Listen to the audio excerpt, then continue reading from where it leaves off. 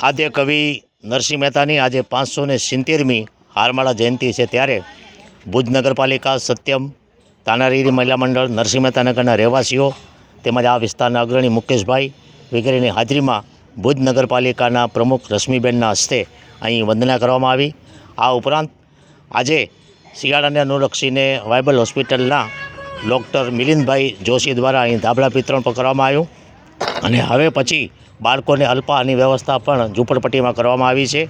અને આ રીતે નરસિંહ મહેતાની 570મી હારમાળા જયંતિએ અહીં ઉજવણી કરવામાં આવી, તે બદલ જે લોકો અહીં પધાર્યા છે તેમનો સૌ કોઈનો હું આભાર માનું છું।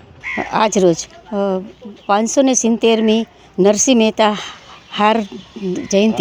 હારમાળા જયંતિ આજે લોકો નરસિંહ મહેતાને યાદ કરે છે કે જે તે સમયે નરસિંહ મહેતાની ભક્તિમાં લોકોને વિશ્વાસ નહોતો કે એ ખોટી ભક્તિ કરે છે, ત્યારે કૃષ્ણ ભગવાને એમના ગળામાંથી હાર ઉતારી અને નરસિંહ મહેતાને પહેરાવ્યો।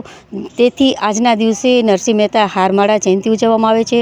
અહીં અમે નગરપાલિકા વતી શ્રી શાસક પક્ષના નેતા કમલભાઈ, મનુભા, દર્શકભાઈ, સ્થાનિક રહેવાસીઓ અને સૌ હોદ્દેદારો બધા સાથે મળીને એમની હારમાળા જયંતિ આજે અહીંયા ઉજવવામાં આવી છે અને જે બહેનોને અહીં એ નિમિત્તે ધાબળા વિતરણ પર કરવામાં આવ્યું છે। કચ્છમાં બાગાયતી ક્રાંતિ બાદ જળ ક્રાંતિ માટે તત્પર છે શ્રીનાથજી એગ્રો કોર્પોરેશન। ખેડૂત મિત્રો માટે ખુશખબર, ખારા પાણીમાં પણ થશે ભરપૂર પાક।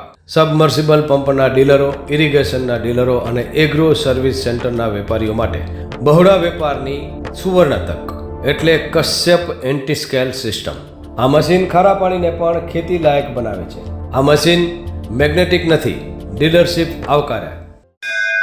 મોંઘું બિયારણ વાયું, સારું ખાતર નાખ્યું, પણ આ ખારા પાણીને લીધે પાકનો ઉગાવ ન થયો તે નો જ થયો અને ઉપજ નો નીકળી। ભલા માણા મૂંઝાય છે શેનો? ખેતરમાં લગાવ કશ્યપ એન્ટીસ્કેલ મશીન, જે ખારા પાણીને બનાવે ખેતી લાયક અને ફળદ્રુપ જમીન સાથે આપે મબલખ પાક। સંપર્ક Shrinathji agro corporation, Prahlad Nagar road, SJ highway, Ahmedabad.